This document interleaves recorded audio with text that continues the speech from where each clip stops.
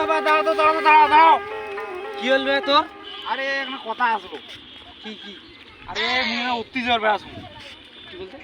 আরে ভাই বুঝিস না অতি যে মানে বুঝিস না চেনা মানুষটা। কি জানো কোকা? আরে শুন শুন মুই না চেংড়ি দেখেছিলাম চেংড়ি মোর ভাইটা 5 দস্তে ইয়াকে তো গোনা 10 টাকা দেন কেন ভুল কেস তো।